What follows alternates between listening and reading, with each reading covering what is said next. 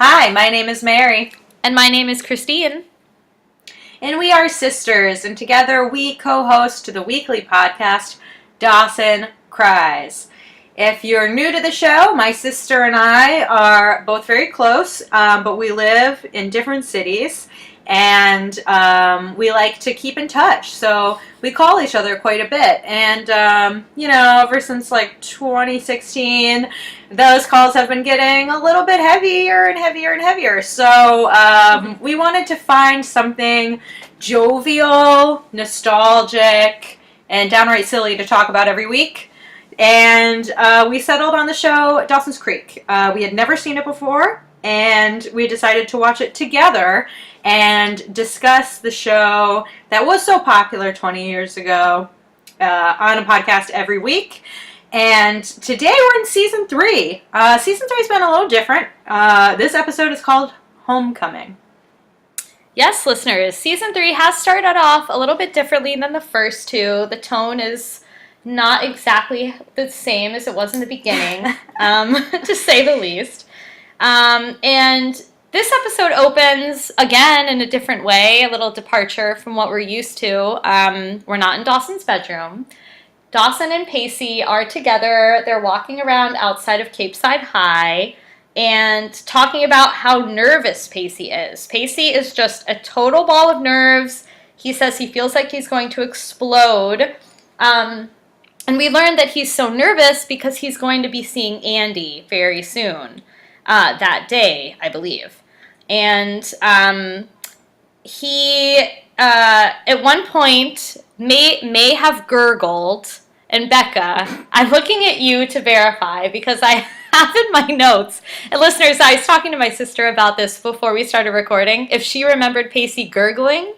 Because I didn't and she didn't. But I feel like one of you out there will. I don't even know what gurgling means, full disclosure, but it was in the notes, so we're bringing it up. It was in the notes, yeah. And it could just mean that I'm crazy and wrote it down and for no reason at all. But that's a risk I'm willing to take. It would be good to know that about myself. So yeah, better to find out now. Yeah, exactly. I might as well. Just like face the truth. So anyway, yeah, Pacey's nervous, but he mentions that Joey is going to be going with him to get Andie. Yeah, which makes me kind of double down on my belief that something is brewing between these two. They're there for each other in their time of need. Dawson's all about it. He's like, yeah, I know Joey really needs someone. I'm glad you guys are there for each other. I'm glad you're there for her. He's going to come to regret that, I think. He's going to put his foot directly into his mouth with that one. But then, they're kind of walking into school. They're in the hallway, and they start talking about lovely Eve. And Pacey's, curious. He's like, have you seen this girl again? What's going on? Where is she? And Dawson says basically that she's vanished. He even admits to going back to the strip club to look for her where she works. This doesn't fit his character.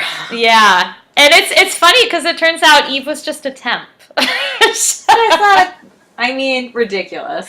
That is ridiculous. Imagine being in a temp agency and hearing your person that's helping you say, oh, we found you a great gig. It matches you perfectly. It's at the Cricket Lounge. You're going to be serving drinks. But they said she was a bus girl. I'm like, that is, no. That's so ridiculous. That's insane. Yeah, I know. But I was like, I don't blame you for wearing a wig if you don't want to be recognized outside of it. Yeah. If it's just fair. Your temp gig. Right. It's not going to be my You're career. Just getting experience for your resume. Oh my god. So they're kind of talking about her, and then all dramatically out of nowhere we see a hand shoot out from the side of the screen and just grab the D and pull him away. Oh my god. But we have to talk about Pacey. The way he discusses Eve before this hand reaches out. Pacey is like being a jerk. I know everyone's a Pacey fan. I'm a Pacey fan. And I blame this on the writers and whoever the new showrunner is. But I do not like the way they're making him behave. Listen to what he says about Eve. He says, She is a femme fatale whose entire genetic coding screams objectify me. She's a perfect transition girl. I'm like, Pacey, this does not suit you. This misogynist assholery. No, I know. It's like, no one's genetic coding screams objectify me. That's you being a jerk. No, I know. It's pretty ridiculous. He's like screaming about her like objectifiability, and then but it's kind of funny because it's like as soon as he says that, she pulls Dawson away to basically objectify him in a dark closet. Yeah. They're both, I mean, it is like kind of gross the way he's talking about her. Yeah. But I feel like Dawson's also getting objectified. Like, she doesn't really care about... Yeah, but her character, like, the way they write her is so bad, too. She's like, welcome to school. Like, it's just gross. Yeah, she just completely, like... She, like, insists on just being a fantasy. It's like no human is like that. Like, people want to have a connection. Right. And, like, I guess she's a senior at the high school. Maybe. I don't know. Which I don't know how Dawson wouldn't... I mean, I guess you don't know everyone who's a senior at your school, but... You would know like Eve. She's so jaw-droppingly sexy that you would know her. You would know her, yeah. I mean, I guess it's a new school year, so maybe she just moved there as well, but I don't know. Yeah, they're in the janitor's closet, and, you know, she's being all corny as hell, like, I'm just a girl standing in a janitor's closet asking you to kiss her, and I'm like, oh my god. And then she disappears again, so, you know. I know, I keep thinking she's actually not real. Oh my god, right? But Pacey's seen her too, so. No, I know she's real. It would just be kind of funny if it was like, it was all a dream. We were all tripping. I don't know. Would it be funny? It would be, or would it be annoying? It would be strange. I would probably roll with it though. Yeah. Yeah. So then Dawson emerges from the closet only to immediately run into his dad with the principal. And it's like all has been forgotten by Mitch. He's like, oh, here comes my perfect son who's going to help us with the pep rally. And I'm like, he just threw a rager with a ton of strippers in your house when you were like at that coaching conference. So he's not your perfect son. He's a bad boy now. But the principal's convinced and he wants Dawson to help organize the pep rally.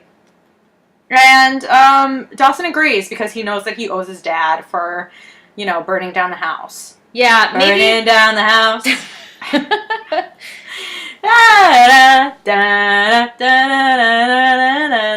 I'm done. That was awesome, Mare. It's been a while since I sang on the pod, so, you know, gotta give the people what they want. Yes, yes. Hopefully you sing some more tonight.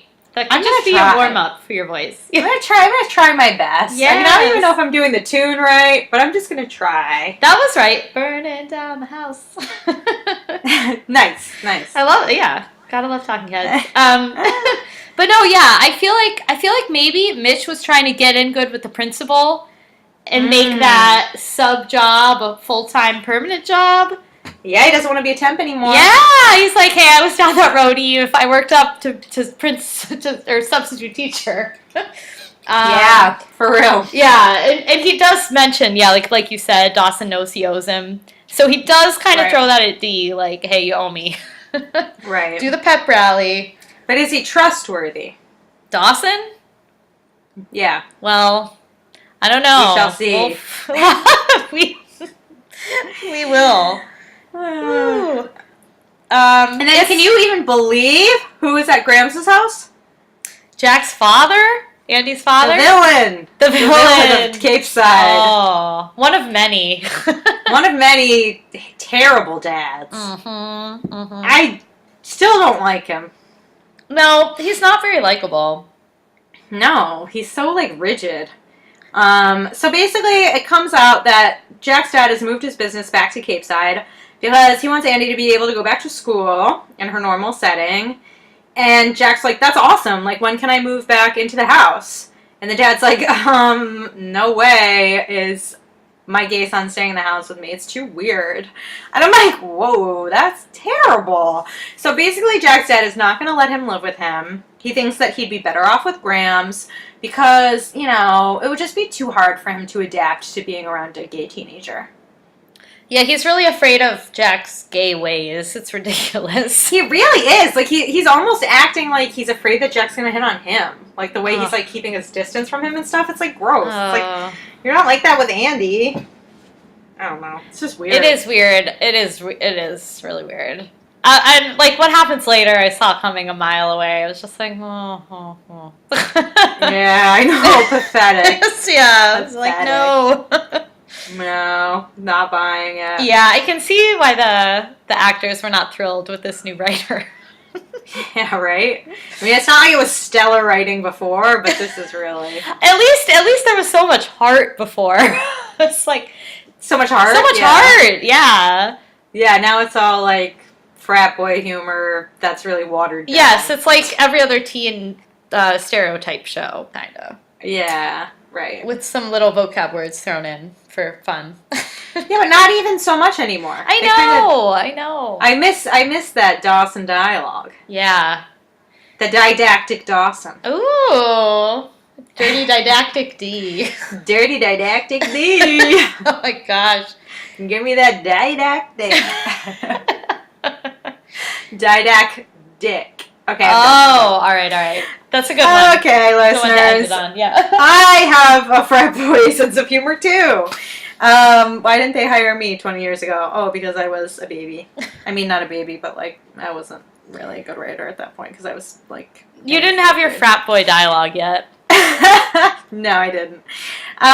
So what's going on now? Pacey yeah. is on his way to pick up Andie, and it comes out that he's picking her up a day early to surprise her. I'm like, you should not be surprising someone who is getting treatment. Like, maybe she needs that extra day to mentally prepare and, like, come to terms with the fact she's going home and say her goodbyes and 100 other things. Maybe she has a last minute or a final day check-in with her counselor. Like, it's just very rude and, like, shows that Pacey, I don't know. I don't want to say he didn't take this, like, seriously, but, like, he expects her to just, like, be cured. You know what I mean? Yeah. And, you know, you have to treat it like a process and, like, respect the process. And they are definitely not doing that. They're acting like not even, like, 16-year-olds. They're acting like 11-year-olds, and it's really annoying to me. Because, like, they go in and they're, like, being super rude to the woman at the front desk and, like, getting frustrated that she won't break the rules to let them go see her. But there's, like, those rules are there for a reason. Yeah, and basically Joey's like, well, let me handle it. Like, she has to speak to a doctor immediately because she pretends that, you know, she's having a breakdown. And it's just really childish. And she, like, lays down on the desk because the woman's like, oh, no, you can't see a doctor. And she's like, well, I'm just going to tell all my troubles to you. And she starts talking about, you know, her whole long saga with the didactic D. And it's just ridiculous. And you know, Pacey crawls on the floor and goes past her. And I'm like, you guys, like... Yeah, it's... Especially on Pacey's part. Like, just like, he's being a dumbass. It's like... Yeah. Obviously, it's a bad idea. Yeah. I am surprised Joey wasn't like, well, let's think about this for a minute. I know. Yeah. Like, yeah, also out of character for her. Because she's too smart for that. And respectful. I feel like she would have thought about it from Andie's point of view and been like, well, maybe it's not a good idea. It was fun. It was fun to see her, like, trick the receptionist, even though it was wrong. But I like to see Joey be tricky. Right. But yes, no. Stupid. So they're being all entitled, and then it cuts to the principal talking to the D. And basically, he has a proposition. He's like, listen, you have to recut the football footage into a propaganda film. And he's like, Annie Hall inspired countless scores of women to start to wear men's apparel. He wants this movie to inspire the students of Capeside to be, to have school spirit. And Dawson's, like, very against it from a moral standpoint. He doesn't want to, you know, do any fancy editing tricks to trick people into thinking that Capeside is a good football team. But he sees Eve in a belly shirt outside, and then all of his morals fly out the door, and he immediately agrees to do it so that he can leave. Yeah, he's tempted once more by her juicy red apple. He can't resist it, Mary. Oh my god. She's named Eve for a reason, you know. Yeah. Well, that's true. Yeah, he's like, yep, sign my soul away. I see that hot fantasy. Peace. I see that belly button of an apple, and I'm coming to take a bite. Yeah, he's going for it. Eve is talking to him about, I don't even remember, but Joey comes up very quickly, and Eve's like, "What's up with this? Are you like ex obsessed? You are, aren't you? Yeah. You love Joey still?" And he's like, "No." And then Eve's like, "You're being dishonest with me," but somehow she likes it. That's another thing. Again. What? It's like degrading. I feel like she's gonna be like a robot. Like, it just feels so weird. I'm like waiting for the shoe to drop. Yeah. Like, what's the deal? Like a sex bot? Yes. Like, you can't be real. And even later on, he's like, I heard girls like you don't exist. And like, they don't. Yeah. Because you're the figment of like a 45-year-old man's imagination. Yeah, it's painful. Yeah, so she likes that he's dishonest with her, and she also makes the startling confession that sex is a turn on. Wow. I know. I was like, okay, so we know she's not asexual. Moving on. Yeah. I think we got that from like second one. Right. And basically just kind of propositions the D. She's like, we could have like a wild, steamy night, and it'll be super hot. And Dawson's like, oh my god, but we don't even know each other. And shouldn't we go on a date first and all this? And she's like, well, those are small town rituals for small town girls. Dawson really has a type. Like, the blonde bad girl is his total type. Well, yeah, he likes the blonde bad girl, but then he also likes... You know. He likes to feel like the good boy, so it's a conflict. Oh, that's true. Yeah. Yeah. Yeah, he's not too good when he's in the position of the pursuer. Yeah, no, he's getting chased a lot right now. And he likes it. He does like it. He's got that little grin going. Yeah, he's flustered. It's funny, I was talking to my coworker today about Dawson's Creek, and she was asking me where we're at, and she said that she stopped watching the show around when Eve materializes, because she said she didn't like the tone shift. And I kind of told her that we heard that it's going to change back a little bit, and da-da-da-da-da. But, yeah, we were kind of dunking on Eve, saying she's like Gen 2.0, and it's just ridiculous, so... That was kind of a fun conversation. That's interesting. Yeah, you should tell this person that, according to our listeners, season 3 is some of people's favorites towards the end. Well, I did. I let her know. Oh, good. Okay. You know. Maybe she could rewatch it and then listen to our pod. Maybe. Plug it, Mary. Get us a new fan. Yeah, so then we resume with Pacey finally walking into Andie's room. And Andie's blonde again. Speaking of blondes. Oh, I didn't notice that. Yeah, you're right. She is blonde again. Blonde again. That's interesting. Yeah. But yeah, she's talking to another dude. His name is Mark, and he looks really dorky. I don't even remember what he looks like. He looks like he's a dork. 10, and he's got like a bowl cut and khakis. Oh dear. Yeah, he's not. He does not look like a threat to me, but Pacey is immediately threatened. Pacey's so threatened. Yeah, he's like jealous boyfriend 101. Pacey's again driving me kind of nuts this episode. I know. I'm like, Pacey, enough. I'm waiting for you to be allowed amazing. to talk to other men. I mean, I know more than that happened, but like, you don't know that yet, and you're acting wild and crazy. Yeah. So, I mean, Andie's kind of not being very subtle, but like, still. Right, they're being obvious town. But she didn't know that he was going to walk right in the door. No, I know. He like sprang out of nowhere. It's just jarring. Yeah. Okay, so... She has a killer room, though. That room's so fancy. Yeah, that's true. It's like, where the hell is this place? Well, they got that Connecticut money, right? They do, yeah. Apparently, but they're kind of broke. I don't know. Maybe the dad's business. They sold the house. I don't know. The dad's business is going like gangbusters, probably, because all he does is work.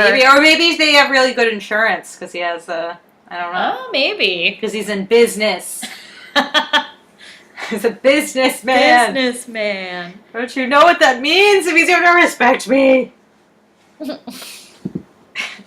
They will shame you for your sexuality. Yes, he will. All day long. Then I feel like we have some more, like, Andie's a little upset. Obviously doesn't want to leave right then. Right. And we see, like, that drama play out a bit. But then we jump to the practice for the pep rally, and we get to see some of Jen's new cheerleaders working on their cheers. Hey, ho, ho. I didn't write down what No, I can cheer it. I was like, it was so funny. No. It was 1, 2, 3, 4. We don't care if we don't score. 5, 6, 7, 8. Viewpoints would be really great. 7, 8. What does that mean? Like if you had a viewpoint, like, you know, you're not vapid, because she's kind of anti that. I couldn't understand what they were saying. Oh, yeah. And then the last one was like, I don't remember if they still counted, but it was something like, you're going to work for us someday. And that's how it ends. Yeah. And I was like, nice one. Jen, I like these cheers. Yeah, Jen, bringing them down 20 notches. She's funny. But she's like kind of, I mean, Jack is loving it. And she's like, oh, they're just copying me too much. Like, I'm such a victim of their non-identities. So she's like totally in power, but is still like, get a viewpoint. Like, listen to your own cheer. Right. And yeah, they just want to be sarcastic. Yeah, I mean, it's funny. And Mitch, we get to see him in all of his coaching glory. Oh my god, he's pathetic. Don't you think? This is where the show, for me, kind of got fun because it was almost like Dawson's Creek did a parody episode of Friday Night Lights. Yeah, right. Well, like an SNL version. Yes, yeah. I was like, this is amazing. Like, Mitch is coach, Henry is like Landry, and Jack... Is Henry the guy who wants to be the quarterback? Yeah. And Jack is like Saracen. Oh, yeah. Well, who's the hot guys? Who are those brothers, the Riggins brothers? I don't know. I mean, I wasn't checking out the high school guys too hard, but... Oh, well, you know Jen is definitely, Tyra. Tyra. Heck yeah. Although Eve kind of is, too. Who is? Eve. Oh, Eve. Yeah, but she's, yeah. Eve actually more, because Tyra would never be a cheerleading. Tyra wasn't a cheerleader? I don't think so. No. That was Layla. Oh, Layla, yes. Or Lila. Oh, Friday Night Lights. I know, that show's on Hulu now, too. Y'all. What? Y'all. Texas Forever. That show's on Hulu now, too. Oh, it is? I'm going to watch it.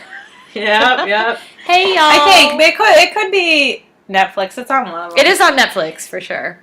Oh, okay. All right, so back in the Creekside. What is the town it sticks in? It's not Denton. That's like a real Texas town. Oh, I don't know. Where does it take place? Friday Night Lights. Well, it'll come to me later. That for the FNL pod. Yeah. All right. Well, we're back at the game, and Henry is like really advocating hard to be quarterback. And I love it. Put me in, coach. I'm ready to play today. Look at me. I can be center field. Nice, Mare. Nice. That's 2. You got a second one. I love it though when Mitch is like, power down, Henry. Oh my god. Yeah, Henry's like really extra about it. He really wants to prove himself. He does. And then in the meanwhile, Jack is like catching all these passes that like people cannot throw, so they keep throwing it out of bounds to Jack, and he's like making all these killer catches. I'm like, all right, here it goes. He's going to get put on the team. His dad's going to fall in love because it's such a masculine sport. See, I didn't connect those two, but I should have. Yeah, I don't know. I've totally written off that dad, like, you know. Well, I was in Friday Night Lights mode. I was like, thinking about how the football would play into it. I was like, football's going to stick around for a little bit. Yeah. And that's kind of what happens, yeah. Yeah, I mean, he throws it back 3 times in a row, and Mitch is like, there's my new whatever. Yeah. He's got stars in his eyes. He's like the secret weapon, yeah. But meanwhile, he has no clue what Dawson's up to because he's out at the grocery store trying to buy some condoms. Oh my god, this scene was Mary. This was cringe. It reminded me of the Golden Girls episode when all the Golden Girls are buying condoms. Oh my god. Like basically the same thing because like the cashier can't hear him. Classic. And he has to keep repeating it, and then he's just like, condoms, aisle 6! And then, so uncomfortable, because he goes to aisle 6, and all these old men are giving him gross-ass advice on, like, what kind of condom to buy. He's like, big night, or are you just stocking up? And Dawson's like, a little bit of both. I'm like, Dawson, you've never, ever, ever had sex. You're not stocking up. Like, you're going to do it once, and then it's going to be another 3 years before you do it again. So anyway, it's horribly awkward chat, and I guess eventually he buys some. Case closed. Yeah, and we all have to suffer through a lot of them also buy the Brown Betty, which I don't know what that is. I don't either, but that woman was like, "Ooh, the Brown Betty," and they all are like, "Yeah, I want that." It's very strange, ridiculous. Yeah. Kind of a whole thing was a big trope. I was like, I've seen this many times. Again, yeah. Yeah. And then we get to experience some more of Pacey's jealousy of Mark. Ugh. Fun times. Oh my God. Fun times. But I'm glad Joey's kind of back to her regular self because she does call out Pacey for being jealous. She's like, Pacey, drop the male jealousy thing. Yeah. So that's good. Like, she's kind of getting back on her Joey antics. And then finally, Andie and Pacey kiss. Yes. And Joey very awkwardly watches. You know, and then we cut back to the football game, and somehow Jack is in the game. No one's really talked about it. Or he's just throwing the ball, I don't know. So he's getting more involved with the football. Yeah, I think Mitch was like, all right, I got to recruit you. And then I love Mitch's, this is a good coach line, because I guess they're not doing tackle, they're doing touch, and he says, touch does not imply half-ass. It's like, I want you out there working hard. I didn't hear that. That's funny. I got really into the football stuff. Yeah, you like that. I have no quotes or anything written down from the football, so that's good. Good. Okay, we can balance it a little. But then it's like a total. I was like, this is like a Friday Night Lights montage, like the game montage where you see just the flashes of the good plays and all the players are running down the field and it gets dramatic and Jack is just catching and running and getting the plays and Henry is like throwing the perfect spiral and Jack eventually even like gets a little spank. It's like so sporty. He gets a spank? He gets a spank, yeah. Oh, who spanks him? I don't know. One of the players. I don't know. They're like, good job. Okay, let me slap your butt. Oh boy. So Jack is like, he's on the team, man. He's accepted. It's kind of also put him in, coach. Like High School Musical, like when the theater kid is like the basketball star. It's like the gay kid's the football star. Yep. So it was like a nice sporty montage moment. Yeah. And then Jack and Andie have a cute little sibling love scene. Not like love scene, but like you see their connection. Right, they hug at the locker. But before that, Andie, they're driving home and she starts crying, looking out the window. Oh, that's right.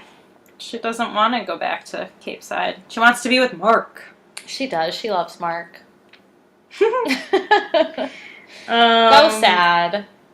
Yeah. I felt bad too. Pacey was putting so much pressure on Andie. Yeah, he really was. Yeah, it's like just you can tell she's going through a lot. Like just let her. Yeah, just leave her be. She just got back. Yeah. Give her a day to relax. Yeah. And like it's also a lot to be like thrust back into school. I know. No, it's like she had like literally a day. It's like no time. Right. And like Pacey right off the bat wants to go on a one-on-one romantic date on a Friday night, and Andie is kind of like, well, why don't we? I thought we could all hang out as a group, like go to the pep rally, get dinner, do something with our friends. Pacey's like, yeah, like he's into it. Yeah, he's like, no, I want a date real bad. We got to go on a date. And then he's suspicious that she doesn't want to be alone with them, which, I guess he's justified, but it's like, just like let's just let them hang out as a group. I don't know. It kind of felt like they have that same dynamic where Pacey's kind of controlling. Right. And Andie expresses her wishes, but always gets overridden. Very true. Yeah. And then I think, I don't know, I wrote something about Friday Night Lights, but this might have just been a little musing I had. So little what? A little musing I had. I was like, thinking about the Friday Night Lights again. Oh, nice. But then I think we jump to Jen finding Dee's dirty little secret condoms. Yeah, and that was funny. I was like, that was funny. Oh, man. Jen is the perfect person to find them, too. Oh, yeah. Well, yeah, she, sees them at the car, and she's like, I see what you've got there. She's like... She, snoops in his bag, yeah. Yeah, and she's like, are you ready for this? Are you ready for the ultimate? It's, so silly.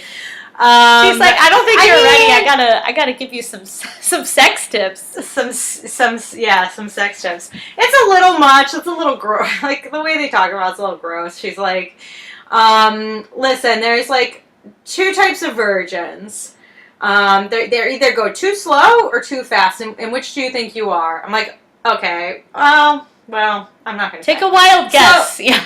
Yeah, right? So, she's like, I think you'd be too fast based on this disgusting Sunday licking metaphor. It got porny a little. Really, really graphic. But hey, ice cream does that to me too, so hey, I can't. Yeah, she's like, if you don't get the whipped cream all over your face, you're not doing it right. I'm like, I don't see Dawson going down. I don't. Yeah, she's like, lick it just as it's about to melt. So it's like, Jen. So gross. Jen, come on. I loved it. I was like, this is hysterical. Yeah. You could tell she was having fun, doing it. Yeah. Jen. So I was surprised. I thought Dawson would be a slow. I didn't think he would. Who bites a Sunday? Because he's such I've never heard of anyone biting. Well, I think he'd go slow, but then in the actual event, I think it would be very fast. Maybe. Yeah, he'd be too nervous, maybe. I think he'd be very slow to start. Yes, it would be forever. Yeah, but then one and done. Oh, Dee, I can't wait to finally figure out. I know. I'm dying. I know. And we got a little tease this week. It didn't happen. It's been 3 freaking seasons. Yeah. This Anyway. was the thing they just set up at the very first episode. I know. It's a long con. We're we're hooked, waiting. Then I love how we go to the football game or the pep rally or whatever it is, and you see the sign that says, I hope you score this year. And I'm like, is that sign for Dawson? I didn't see that. That's funny. Yeah, I was like, everyone's cheering for you, Dee. Make it happen. And Jen has her cheer captain outfit on point. She's got the fishnets. Really? She's got the boots, and the pom poms. Did you see that? She's in costume. Yeah, she's like, this is all me. I got attitude. Yeah, I mean she's being true to herself in the role, which is good. And she leads a little cheer on the subject of ass kicking. I was surprised that you could say the word ass in a high school cheer, but I guess anything goes. Yeah, this new principal is just shaking everything up. He's like, whatever gets the kids pepped, I don't care. Well, that's true. Yeah, they're like, propaganda? Yeah, do it. He has no scruples. No. He's like, I want kids to act like fools. Like, act like Pacey. That's his MO. Yeah, it is. So, yeah, I guess he's not offended. And the cheerleaders, they're so, like, lackadaisical. They're like, I guess I'll move my pom-pom. Like, they're not doing any kind of synchronized movements. It's, like, very subtly moving around. It's kind of funny. It's kind of 90s. It's kind of like, slacker. Yeah. That's true. The slacker grunge lifestyle. Mm-hmm. Yeah. That's what they're going for. But yeah, Andie... go ahead. Oh, no, go ahead. Oh, I was just going to say, in the audience, we see Andie, Pacey, and Joey all went together. So Andie did kind of succeed in getting somewhat of a group thing going. But Pacey and Joey both want to, like, immediately bolt. They're like, let's bag on this. But then they see wonderful Jack strutting out in his jersey. And that's like... Yeah, well, who introduces him? Mitch.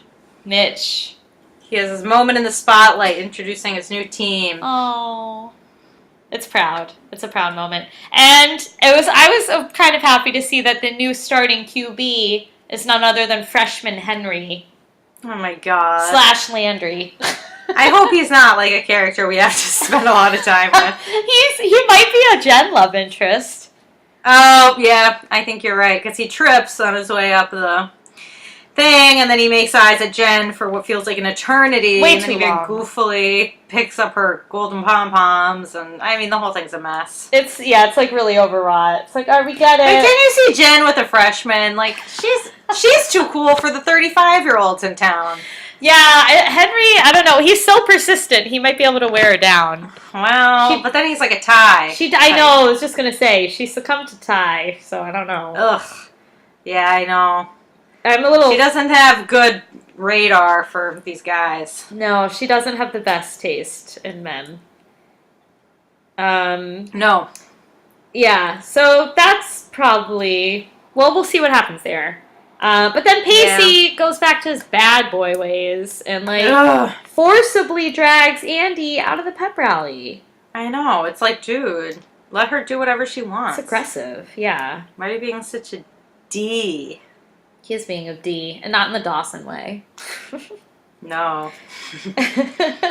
And speaking of Dawson, we get to see his much-anticipated film. Yeah. And then, Pop goes the evil.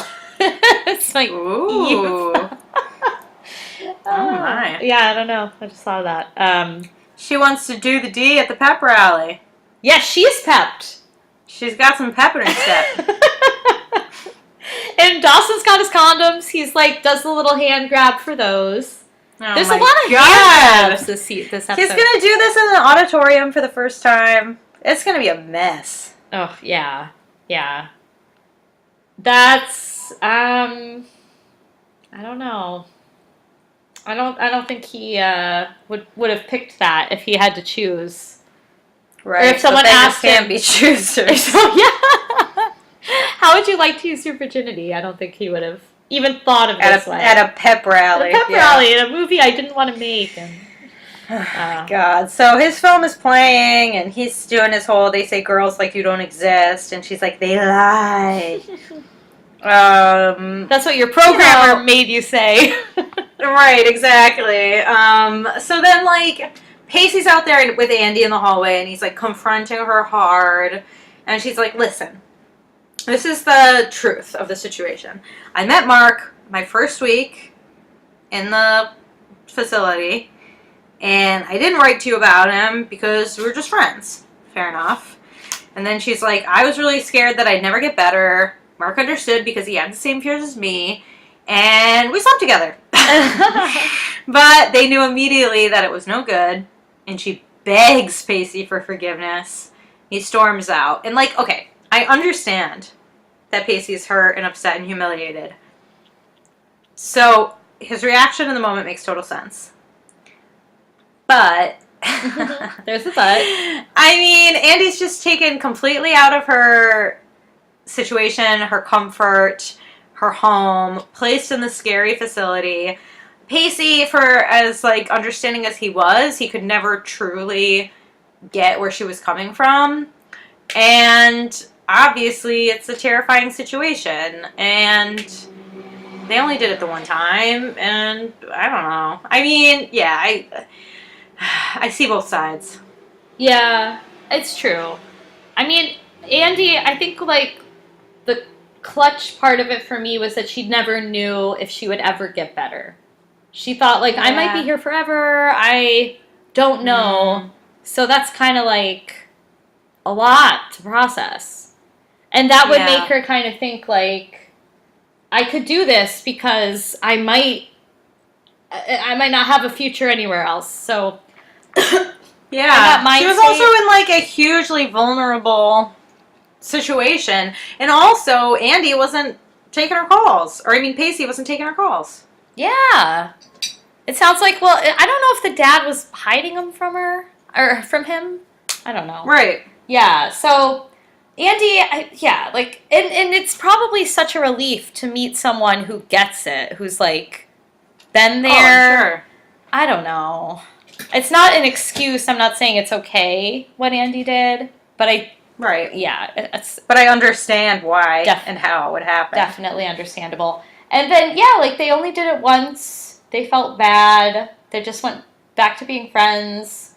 And, I mean, she probably should have told Pacey, but she has other stuff to deal with. Right. So, I don't know. And yes, Pacey, I would be hurt too, but I would probably understand. Yeah. If not right then, after a while. He probably will. I'm sure he will. Right. Not right away, but no, it's too raw.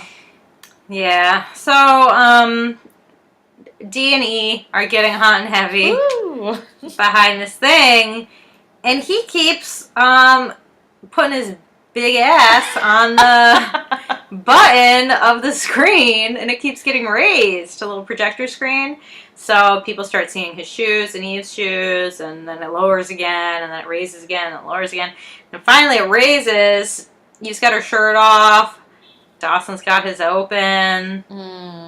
They're all makey-outy. And everyone sees it, and everyone starts clapping and hooting and hollering. The pep has never been higher at Capeside High. The pep is high! Oh my god. People are like hooting and hollering. It's crazy.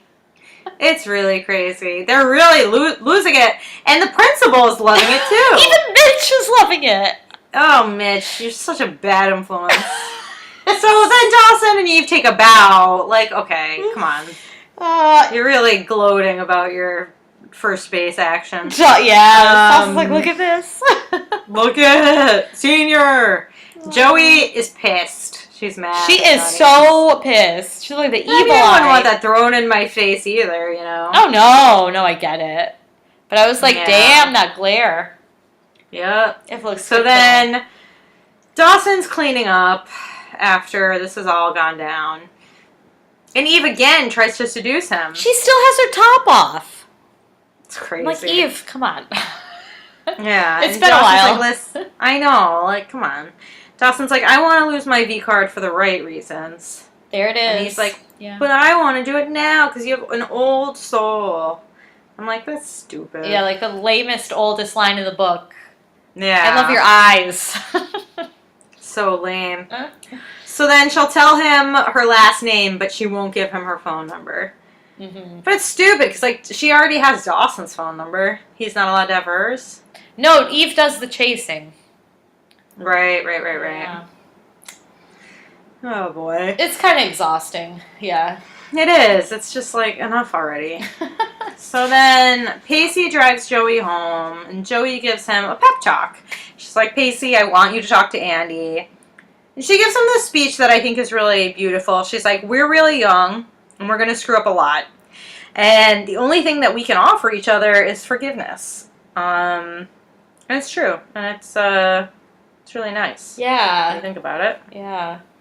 And it's, for Joey, it's like coming from a place of personal experience because she couldn't forgive Dawson And she lost him to Crazy Eve, who is making all of his fantasies come true, and now she's sad. She's like, I lost him. And oh, it's the only D I ever loved. Oh, sad. And I did like the speech. I was like, probably no 16-year-old would be that smart, but it was kind of fitting because they all talk like that. And it's like true. It's like you'll feel that way when you're 16. You're gonna feel that way when you're 26. Probably when you're 36, 46, 56. You're never gonna know anything. No. So, you just gotta always be able to forgive and just be a good person. Yeah. Yeah, it's true. Yeah, that's how I feel anyway. Jen's like, damn, my fishnets itch. Right. Jen's got more practical problems.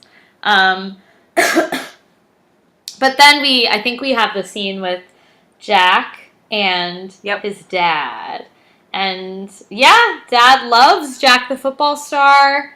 He hits him with, again, kind of a cliche line like, son, I saw myself in you up on that stage in that jersey. Oh my God. Why don't you come home with Papa? Brother. Jack's like, nah. But nah, I'm good. But ask me again sometime. Which that was heartbreaking. That was like a nice. That was really sad. Yeah. It's just like he won't, but he should. Oh, exactly. Like, oh man. Then Mary, guess where we're back at? Capeside's favorite place. The docks. Oh, the docks, where everything goes down. It's going down in the docks. It's going down. Docks.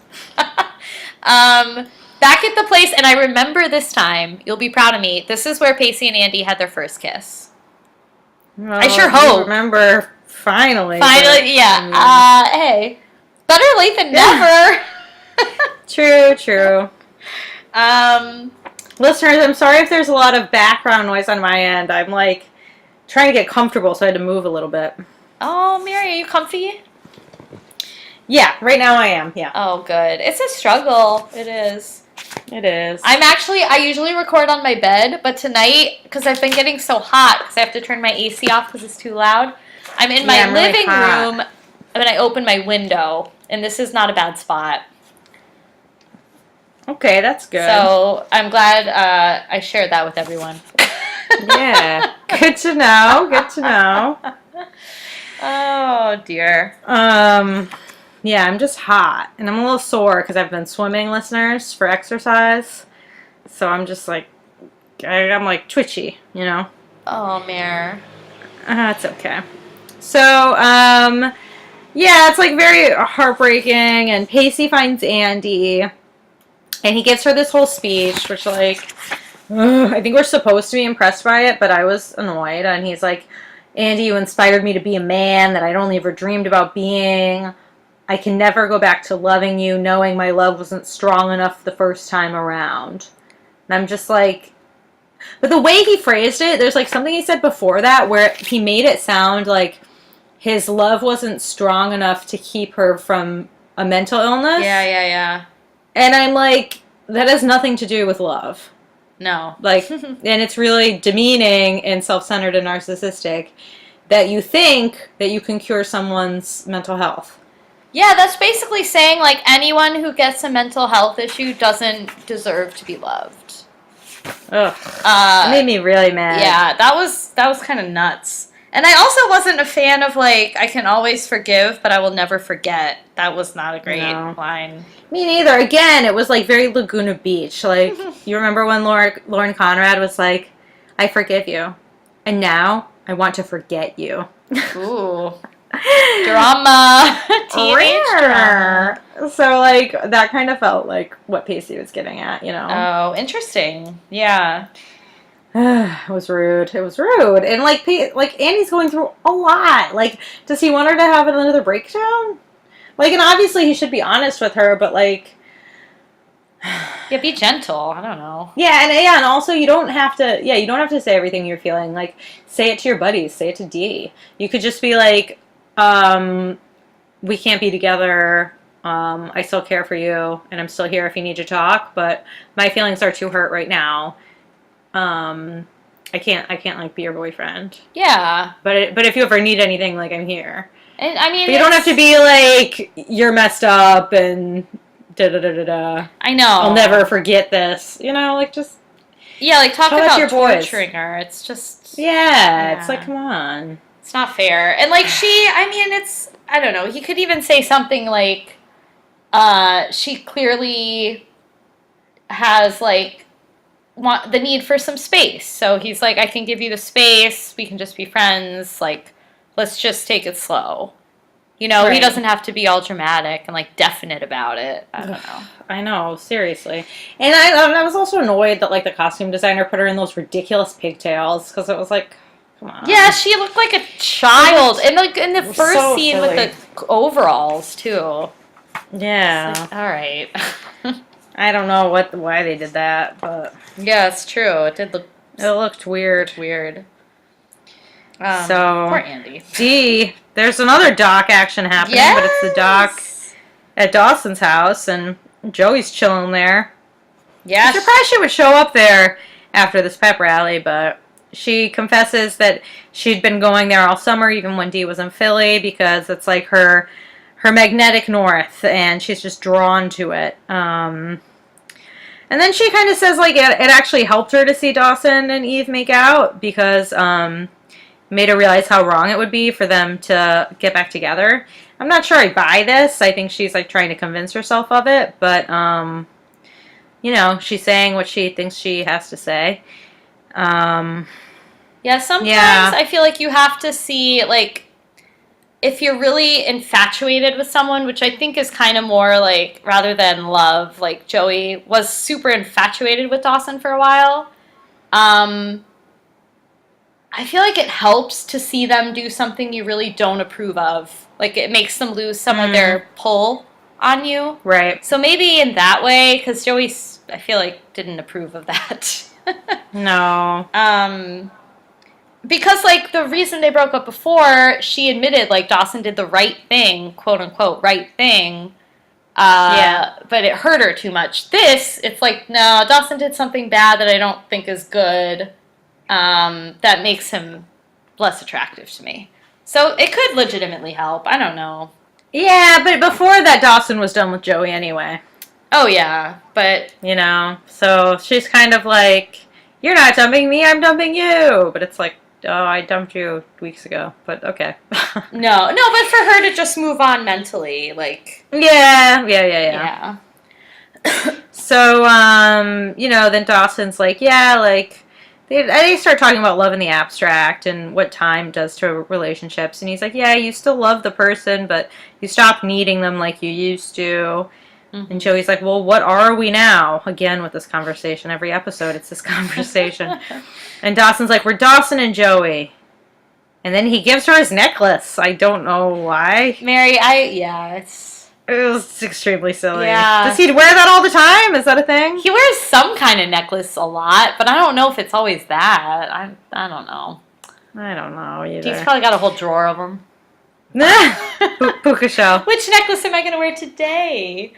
I want to see him in a puka shell necklace. I feel like he must have done that. Like, he had to. Probably. I bet Pacey has one, too. Definitely. Jack, for sure. Yep, they all do. Sure. Yeah, everyone did back then. So true. I always think of your friend. Well, I can tell you off the pod. I don't want to call anyone out for wearing a puka, but I'll tell you. I don't even know what you're gonna say. I feel like you had a friend that I could see always in one. Oh, that's funny. Yeah. Probably. We all have that one friend. Oh, yeah. It's like every Joey has a Dawson, and every Dawson has a Joey. Every person has that one friend that wears that puka shell necklace. I hope so. Oh my god. For y'all's sake. No, oh my god. I just really cheapened a touching moment. I'm sorry, you listeners. did. Yeah, what they really hope, what Dawson says he hopes, is that every person has Joey. Yeah. I was touched. I have to admit I was touched. It was touching, but it does feel like it's hard to see how their friendship will continue. Yeah, it's like they're both actually over each other and ready to be friends? Is that what this is saying? Yeah, but I don't buy that. Yeah, it's like, I don't know. I don't know. There's got to be some bumps in the road. Especially if Joey and Pacey, something happens. You know there's going to be drama. That's going to be explosive. Especially if Joey does the deed with Pacey.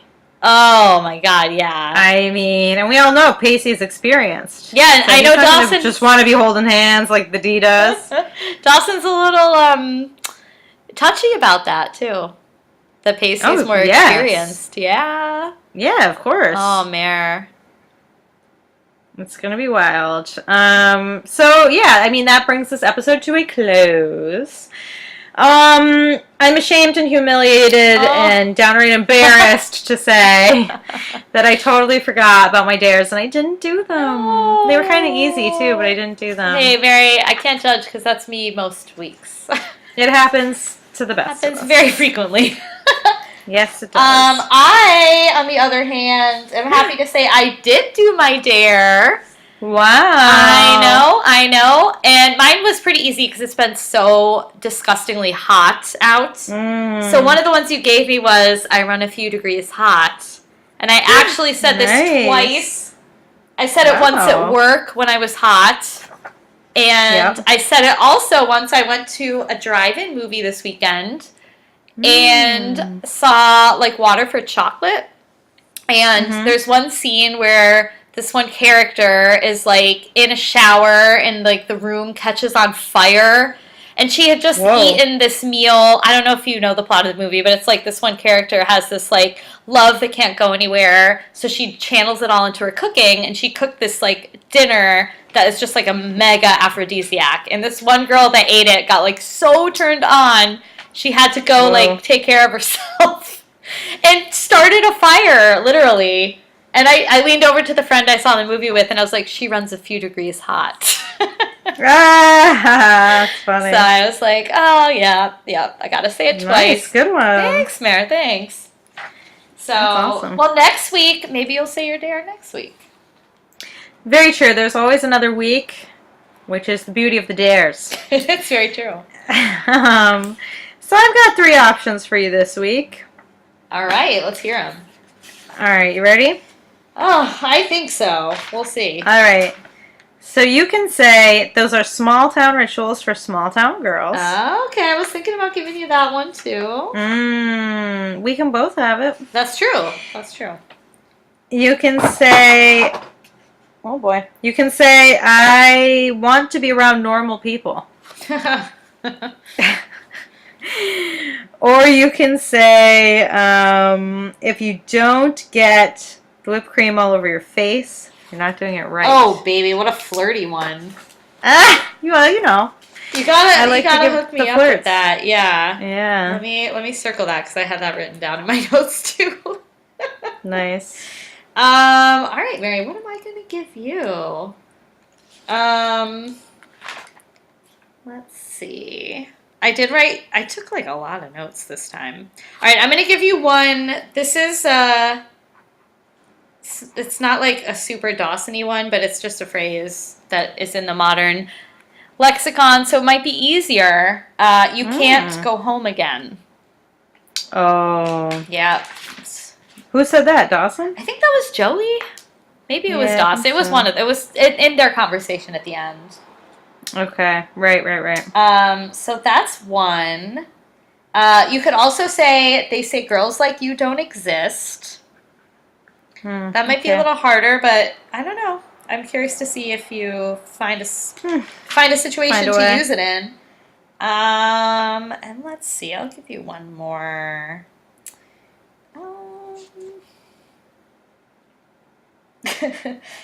No, I can't give you try the Brown Betty. I should, but I don't know when you'd ever say that. I don't know. That would be too hard. How about you say, I hope you score this year? You could say the Dawson sign. Okay. Yeah. I hope you score this year. Awesome. Yeah. That's such a sardonic banner. I know! I hope you score this year. It's kind of embarrassing. Yeah. Poor Minutemen. They just suck. Oh, those Minutemen. And Mary, I don't want no 1 minute man. Yeah, you think Dee's gonna be a minute man. That's your prediction. I do, yeah. He's just gonna bite that sundae and get brain freeze. Bite it, and it's gonna be over. Yeah, He's gonna get brain freeze, and then he's gonna go to sleep for 10 hours. He will have whipped cream on his face. Oh my god, too much. Oh, it is too much. Oh, listeners, thank you for sticking with us through another week of Dawson Cries. Yes, thank you. And as always, don't forget to check us out on Twitter. We are at WAH Dawson Cries, WAH Dawson Cries. We're also on iTunes, so if you like what you hear, stop over at iTunes and leave us a 5-star review and tell other listeners why our podcast is so great, in your opinion. Yes. That would be much appreciated. But thank you just for listening. We appreciate that too. Yeah, it's awesome. Yeah, we'll definitely see you next week. We're looking forward to seeing some more antics. I'm hoping for some more Friday Night Lights montages, to be honest. Oh, Christine's really digging the high school cliches. Just the football ones. Wow. Yeah, we'll see if Mitch is getting anyone to score. Yeah. Go Henry. Oh my god. All right, listeners. Thanks again. We'll see you soon. All right, listeners. Bye. Bye.